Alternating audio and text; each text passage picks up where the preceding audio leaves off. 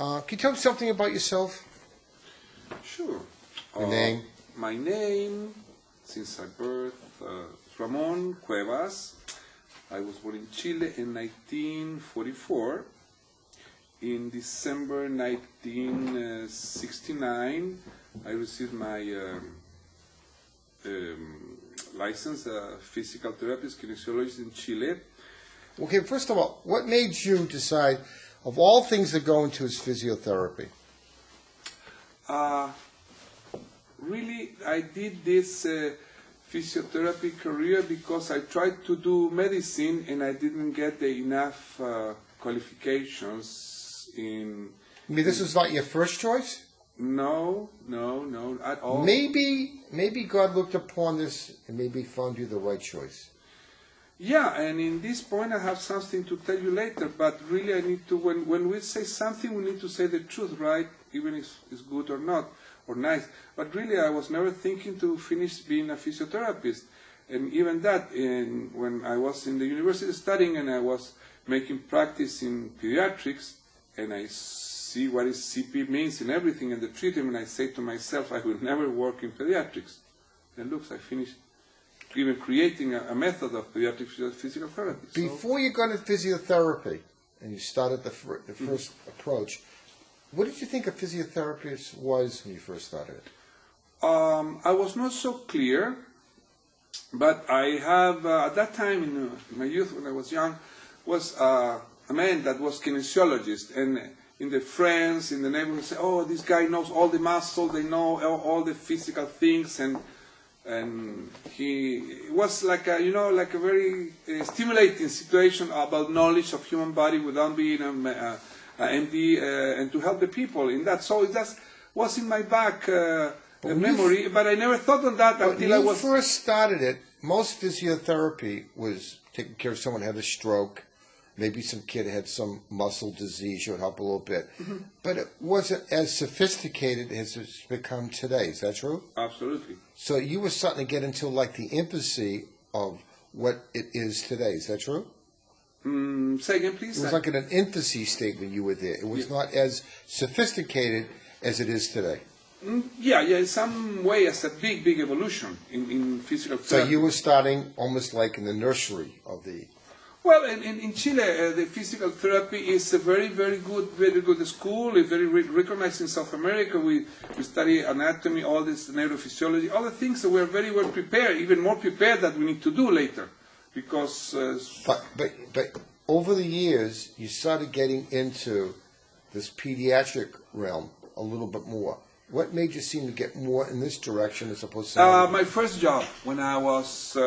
graduated in '69, I got an offer in 1970 from Venezuela. I am originally from Chile, Santiago de Chile. And one of my colleagues was from Venezuela, and he called me and said, Ramon, it's a position in a clinic for pediatrics. And I said, okay, because I want to go out of my country. I thought that would be good for me to go away. And and the pediatric was a clinic that was creating a unit of early stimulation. And I dropped there, and I said, come on, Ramon. When you trained and you heard about stimulation, do they tell you can make things better or just help the kid a little bit? No. At that point in Venezuela was a group of doctors that came from the United States when it was the boom of the early stimulation concept. And they say that if we do early stimulation at the right time, the children can be much better, not a little better. Even some children can go out of the risk and go totally normal, depending on the diagnosis. So it was a big positive position to think in early diagnosis and early intervention. So in other words, you felt that you can make a difference, is that correct? Absolutely. Well, at that time, I was just doing what I meant to be, and I wasn't leaving the job, I was in a new country, I was doing things and open to all the perspective.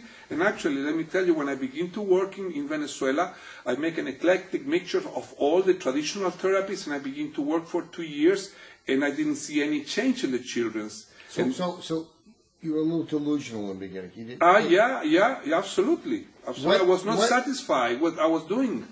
What changed? What made things better? The idea of provoke instead of facilitate. The idea of force the system to respond instead to help the children to perform something. That was the initiation of my idea. And So initially, it was more passive? completely. So- Yeah, it is. But it didn't make sense to you? No, that doesn't make sense for me when exercise is performed by So me. you are the exception to the rule. that was yeah. held out. Yeah, So absolutely. you said to yourself that if you can make the kid do something more than just passive motion, Absolutely. maybe we can help a little bit more. Yeah, I thought on that. So when did that start? 1972 in Venezuela. Were you successful immediately, or it took you a while to get to that point? Let's say the exploration and this like 6 to 10 months of making the therapy the new therapy to the children, and to see to begin to see the progress, and to begin to listen people to talk about, wow, it's different. And one of my experience was with Down syndrome children that came at very early ages, 3-4 months, and we succeed to make them walk away of motor problem, and between the age of 16, 18 months was a very high average in Venezuela. And then high-risk babies and premature babies, even CP babies, that we can see different things. So the growth of my therapy was by the success that I was creating, without knowing that I will create such a success. I was totally a surprise for me. I was trying to do something different, but I didn't knew at that time that will be so successful. Now, if you met a parent or parents and they have a kid that's a little bit behind and you were going to get involved in the situation, the first thing I notice as a pediatrician, if I get parents really, really want to do a lot of good for the kid, you know your success rate is going to be a lot higher. Is that true? I'm not so sure on that.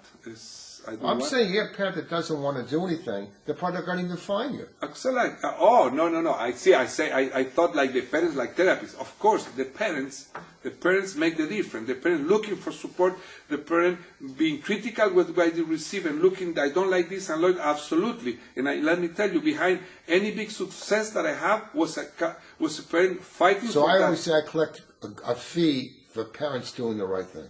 Absolutely. Say, what can I say? Not a big fee, but we got a little bit of a fee. Absolutely. So as you got into this, did you find there was a lot of books or things to look for to make you go from what you were thinking available, or were you the only guy doing it? No, it was in the neurophysiology.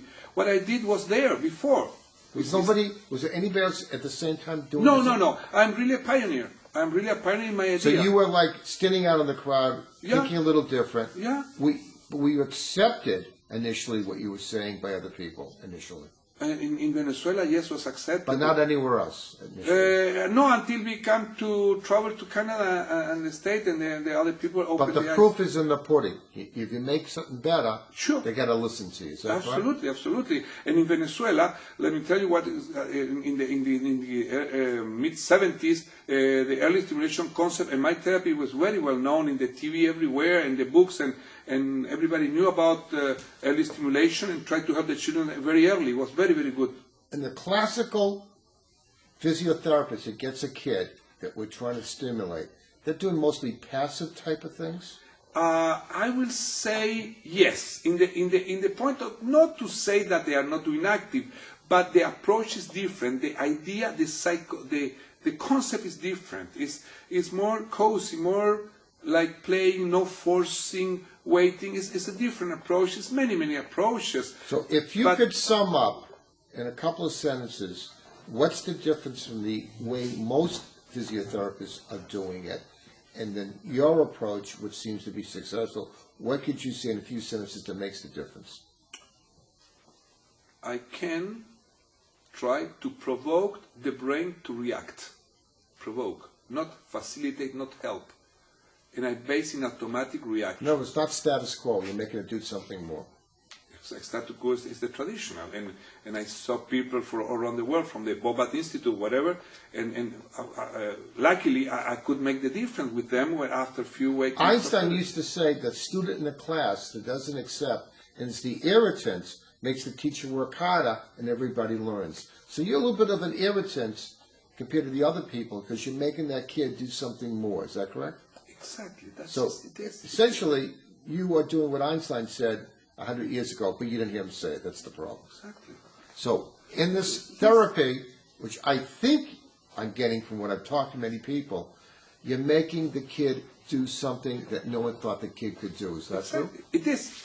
And Absolutely. you're getting rewarded almost every day. It's not a miracle. No. All you did Was is there. make a great observation. That's exactly. Okay, now we have to get the world to realize that you don't give up. There's Absolutely. things you can do. Oh, yeah, absolutely. It's so simple. It's no miracle. Just do the right thing. And we're example. Every time, even in this course, every minute, the people say, wow, when we do something. It's amazing.